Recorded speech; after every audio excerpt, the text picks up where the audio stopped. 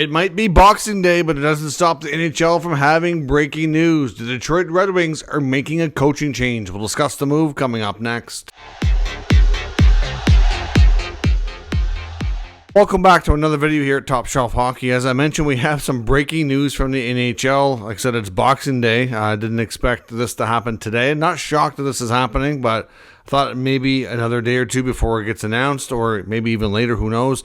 But the Red Wings have opted to make a coaching change. Lalonde is out as head coach of the Detroit Red Wings, along with assistant coach Bob Boughner. This is only the second time during the time that the Illich family has owned the Red Wings, which has been, I think, since the early 80s, that they've actually made a change of the coach mid-season. There was reports back not long before Christmas that Yzerman himself was ready to make a change, but was getting a little bit of pushback from ownership. But here we are. The announcement's been made. Todd McLellan, who's a very experienced NHL head coach, once worked with the Red Wings as an assistant many years back under Mike Babcock, will come back to the organization as the head coach, bringing Trent Yawney with him as an assistant coach to replace Bob Boughner. So, of course, Lalonde and the Red Wings not doing so well this year. Lost a number of games here down the stretch, find themselves near the bottom of the Eastern Conference standings. Obviously, teams like Detroit and Buffalo expected to take a step forward this year, and they've not. Not only have they not taken the step forward, but they've taken a step back, and like I said, find themselves not only out of the playoffs on the outside looking in, but near the bottom of the standings, which is not what you would expect. I do think it's fair to say there's an argument to be made here for Detroit that this is as much about roster construction as it is about the coaching. I mean, I'm not sure that Lalonde is the full reason that this team is not doing better. But at the same time, when you look at the blue line and you still have guys like Petrie and Hall there, meanwhile they gave away Jake Wallman for nothing in the offseason, that doesn't look good. Jake Wallman's having a phenomenal year with the San Jose Sharks. That deal doesn't look so good. You brought in more aging veterans like Tarasenko. You re-signed Patrick Kane, who did look good last year, but those guys haven't produced the way you were hoping. Free agent contracts like Andrew Kopp, JT Compher have not aged well. They were rebuilding through the draft, and they had lots of prospects coming up.